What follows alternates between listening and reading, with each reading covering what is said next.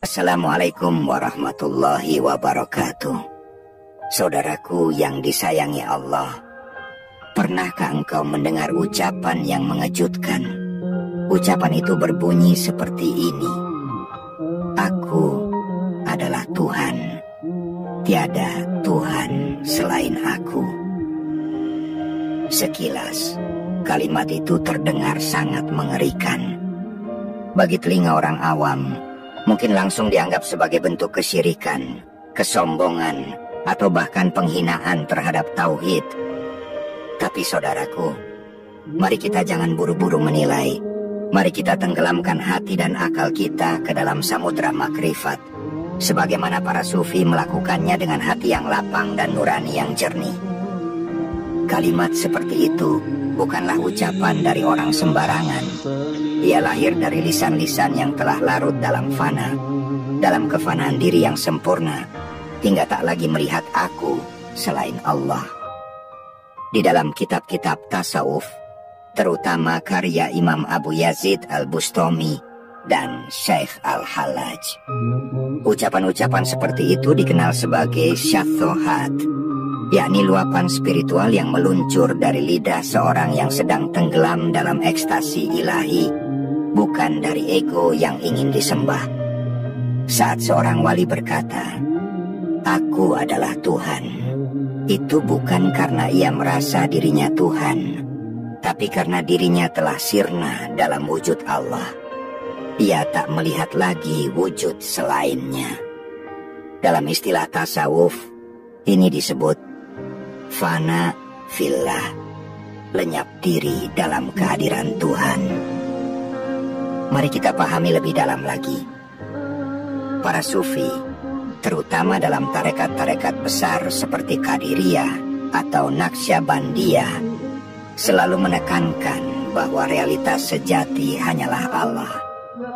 Segala sesuatu selainnya adalah bayang-bayang, tajalli, atau pantulan. Maka, ketika seorang arif berkata, "Tiada Tuhan selain aku," bukan karena ia memposisikan dirinya sebagai Allah, tetapi karena ia telah lenyap, dan yang berbicara bukan dirinya, melainkan Allah yang menampakkan diri lewat lisan hambanya.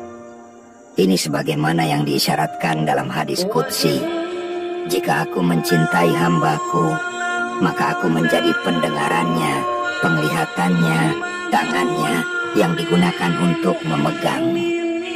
Maka yang mendengar, yang melihat, yang berbicara, semua hanyalah Allah semata." Saudaraku, jangan salah sangka. Para ulama arif tak pernah mengajarkan bahwa manusia bisa menjadi Tuhan dalam arti zat dan hakikat. Mereka mengajarkan bahwa tujuan dari ibadah dan penyucian jiwa adalah untuk menghilangkan hijab antara makhluk dan Khaliknya, hingga yang tersisa hanyalah zat yang Maha Esa. Justru dengan menyadari bahwa tidak ada eksistensi sejati kecuali Allah, seseorang mencapai puncak tauhid. Maka, apakah itu syirik? Tentu jawabannya tidak, saudaraku. Justru itulah tauhid yang sejati dalam pandangan para arif billah. Namun kalimat seperti ini bukan untuk sembarang orang, bukan untuk diucapkan tanpa makom. Karena jika lidah mengucap lebih cepat dari hati dan makrifat, itu bisa menjadi fitnah dan bahaya bagi umat. Oleh karena itulah saudaraku, saya mengajak panjenengan untuk simak dan renungi pembahasan ini sampai akhir. Karena jika dipotong di tengah, bisa sangat mudah disalahpahami dan bahkan menimbulkan salah tafsir. Jangan sampai sesuatu yang sebenarnya hak justru dianggap sesat karena terburu-buru menilai. Bila dirasa bermanfaat, jangan lupa bantu dukung channel Ruang Sufi ini dengan menekan tombol suka, berlangganan, dan subscribe, agar semakin banyak saudara kita yang tercerahkan dan tidak mudah menghakimi hal-hal yang bersumber dari kedalaman spiritual Islam itu sendiri. Baik saudaraku, sekarang kita pahami bahwa kalimat-kalimat seperti di atas tadi hanya bisa dipahami jika hati telah dibersihkan dari ego. dan akal telah dibimbing oleh cahaya wahyu dan kearifan. Karena hakikatnya, syirik itu bukan hanya menyembah selain Allah, tapi juga ketika kita masih merasa ada selain Dia. Ego yang merasa aku ini pemilik amal, pemilik kehendak, pemilik diri. Itulah bentuk syirik halus yang disebut syirik khafi oleh para ulama. Sementara para wali yang telah fana, yang tak lagi memiliki aku selain Allah, justru telah bebas dari syirik dalam bentuk apapun. Saudaraku, samudra makrifat itu sungguh indah, dan hanya yang sabar serta rendah hatilah yang akan sampai pada intinya. Jangan terburu mencela, jangan cepat memvonis. Bisa jadi mereka yang kita anggap sesat justru telah berada jauh di depan kita dalam hal cinta dan penyatuan dengan Allah. Saudaraku yang dirahmati Allah, jika kita membuka lembaran sejarah para wali, kita akan menemukan bahwa ucapan-ucapan seperti Ana al-Haq dari Syekh al-Halaj, atau pernyataan Abu Yazid al-Bustami, Subhani ma'adoma sya'ni, Maha suci aku, betapa agung keadaanku. Ucapan seperti itu bukanlah ucapan orang yang gila kuasa atau haus kemuliaan duniawi. Justru mereka adalah hamba yang telah mencicipi kehinaan mutlak dirinya di hadapan Allah, lalu lenyaplah seluruh keberadaan mereka selain Allah. Ini bukan tentang menyaingi keesaannya, melainkan tentang menyadari bahwa tak ada satupun wujud sejati selain Dia. Dalam karya-karya seperti Al-Lumah, karya Syekh Abu Nasr As-Sarraj, atau Risalah Kusyairiyah, para sufi menegaskan bahwa keadaan semacam itu hanya terjadi dalam makom, fana, dan bako. Artinya, seseorang yang telah tenggelam dalam cinta dan makrifatullah lalu dibangkitkan kembali untuk membimbing umat dengan kesadaran penuh bahwa segala sesuatu hanyalah bayang-bayang dari Yang Maha Ada. Maka dari itu, kalimat-kalimat itu bukan yang tanpa makna. Itu adalah pengalaman batin yang terlahir secara spontan dari lautan zikir yang tak terputus. Perlu juga kita renungkan bahwa Allah pun dalam Al-Quran menyatakan, wa fi anfusikum afala tubsirun. Dan pada dirimu sendiri, apakah kamu tidak memperhatikan? Quran Surah Az-Zariyat ayat 21. Ayat ini bukan sekadar ajakan untuk mengenali tubuh fisik, tetapi isyarat bahwa dalam diri manusia terdapat jalur ma'rifat menuju Allah. Para sufi menggali ayat ini dan menemukan bahwa ketika seorang hamba sungguh-sungguh bersuci lahir batin, maka hatinya akan menjadi cermin yang memantulkan tajalli Allah. Dan saat itulah bisa terjadi bahwa lidahnya berbicara, tetapi yang dimaksudkan bukan dirinya lagi. Tentu saja, tidak semua orang bisa memahami atau menerima kondisi seperti itu.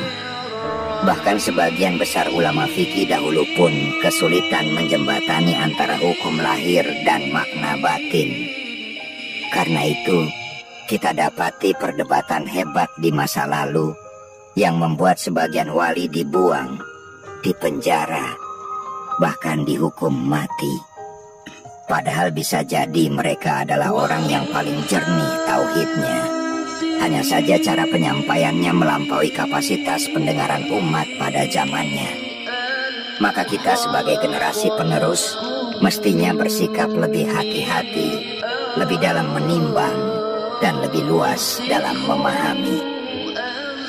Jika kita buka kitab Futuhat Al-Makkiyah karya Syekh Ibnu Arabi, maka engkau akan menemukan bahwa kalimat-kalimat spiritual ekstrem itu adalah ekspresi batin ketika tirai-tirai antara hamba dan Rabb telah terbuka. Tapi Ibnu Arabi juga mengingatkan, setiap makom memiliki adabnya. Tidak semua yang dirasakan boleh diucapkan, tidak semua yang diucapkan boleh dipahami secara literal. Bahkan dalam dunia sufi sendiri, hanya yang mencapai makom tertentu yang berhak mengucap, dan yang mencapai makom serupa yang boleh menafsirkan. Inilah mengapa kita harus cerdas membedakan antara kesesatan dan ketinggian makom. Kadang sesuatu terlihat melanggar, padahal ia justru berasal dari puncak makrifat.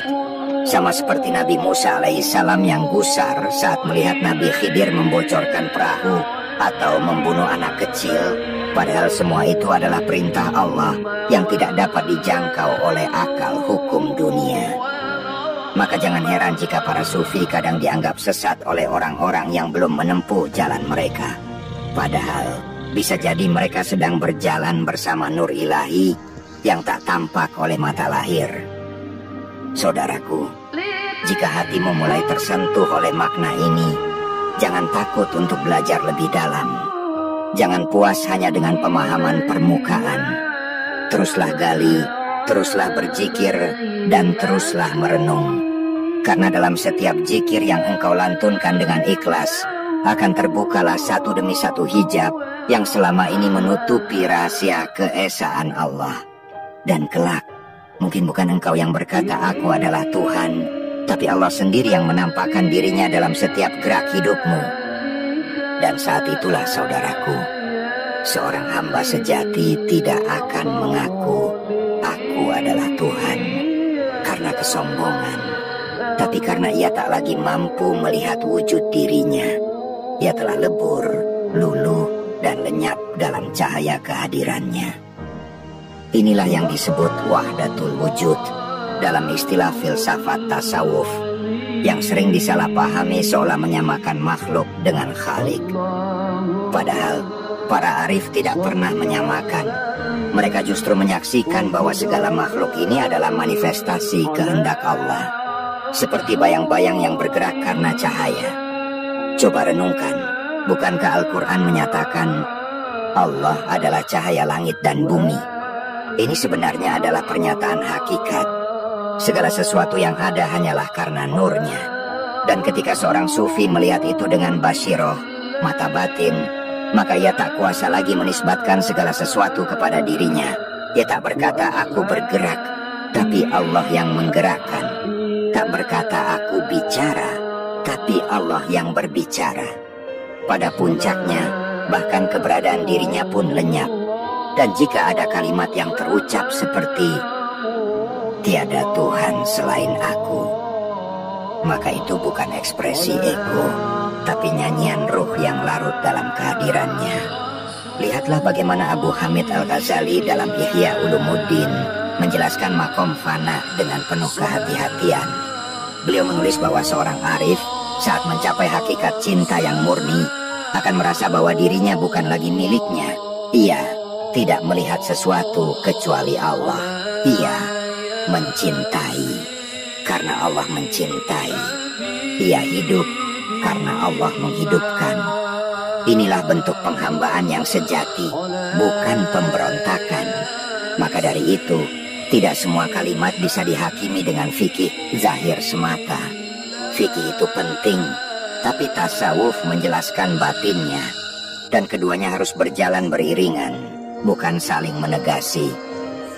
Para ulama besar seperti Syekh Abdul Qadir Al-Jilani juga pernah menyinggung kondisi fana dalam khutbah-khutbahnya. Beliau berkata bahwa seorang wali bisa mencapai keadaan di mana ia tidak lagi merasa memiliki kehendak. Ia berjalan dalam kehendak Allah, dan semua yang terjadi pada dirinya adalah ketetapannya. Jika pada saat seperti itu muncul ucapan-ucapan yang terdengar asing, maka pahamilah, itu bukan ujaran orang biasa. Itu adalah isyarat dari makom yang luar biasa. Kita tidak diperintah untuk menirunya, tapi kita diperintah untuk mengambil ibro dan berhati-hati memaknainya. Jadi wahai saudaraku yang dimuliakan Allah, jangan cepat berkata, ini syirik, hanya karena tidak paham. Karena tidak semua yang tidak engkau pahami berarti sesat. Kadang yang tidak engkau pahami itulah yang sedang membuka pintu menuju kesadaran baru. Maka belajarlah kepada para mursyid yang benar, kepada para alim yang memadukan zahir dan batin.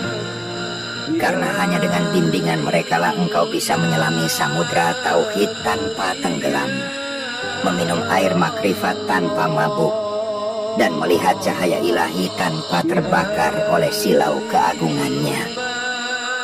Jalan para sufi bukanlah jalan sembarangan. Ia penuh bahaya, penuh ujian, dan hanya bisa ditempuh oleh hati yang tulus, akal yang jernih, dan jiwa yang siap untuk sirna dalam cinta. Dan jika kelak engkau menemukan seorang wali yang mengucapkan kata-kata yang mengejutkan, jangan buru-buru mencela. Tundukkan hatimu, diamkan lidahmu, dan bukalah mata hatimu. Karena bisa jadi di balik kalimat yang kau anggap aneh itu tersembunyi rahasia tauhid yang jauh lebih murni daripada yang pernah engkau pelajari seumur hidupmu. Karena memang, saudaraku, jalan menuju makrifat bukanlah jalan yang bisa disederhanakan oleh logika biasa.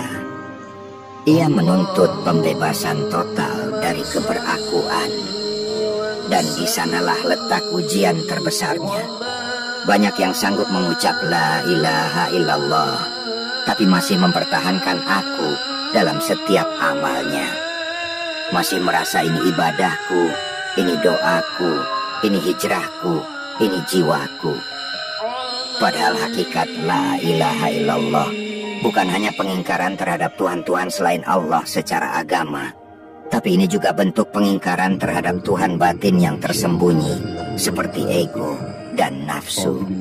Maka ketika seorang wali mengatakan tiada Tuhan selain aku, yang ia maksud bukan aku manusia atau jasad, tapi yang dimaksud adalah hanya ada Dia Allah. Aku telah tiada, tak tersisa lagi selain Allah. Kalimat seperti ini hanya akan terasa berat bagi mereka yang belum sempat merasakan kenikmatan tenggelam dalam zikir. Tapi bagi mereka yang telah larut dalam zikrullah hingga tak mampu lagi menyebut namanya sendiri, kalimat itu bukan sekadar benar, tapi menjadi keniscayaan.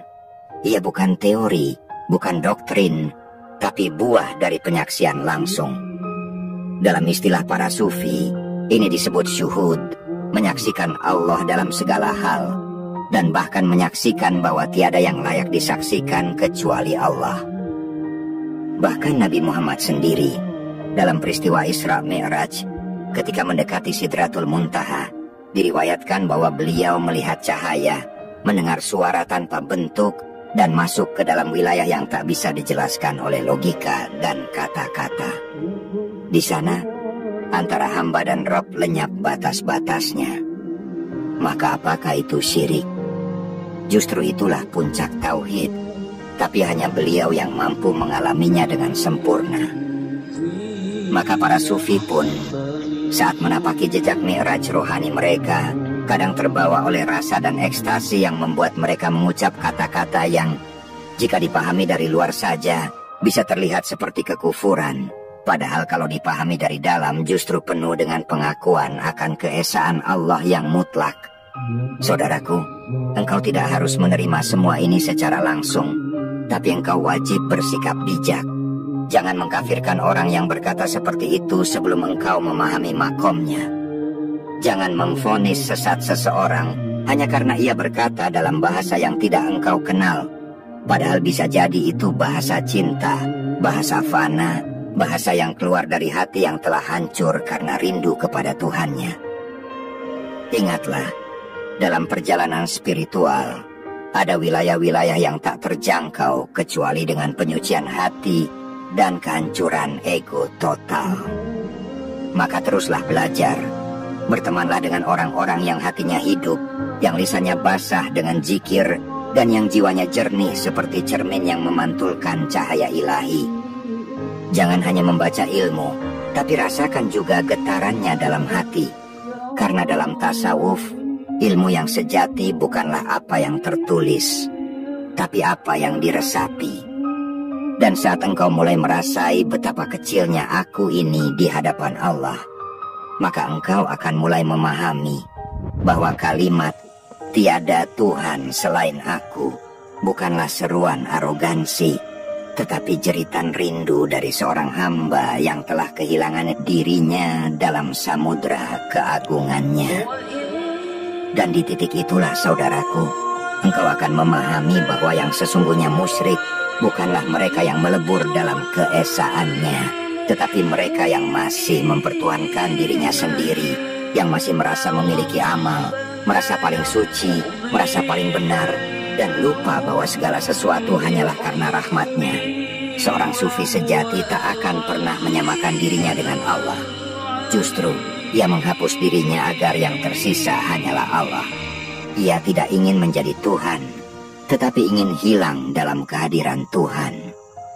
Maka kalimat-kalimat yang terdengar seperti Ana al-Haq atau tiada Tuhan selain aku, itu harus didekati dengan adab, dibaca dengan ilmu, dan direnungkan dengan hati yang jernih.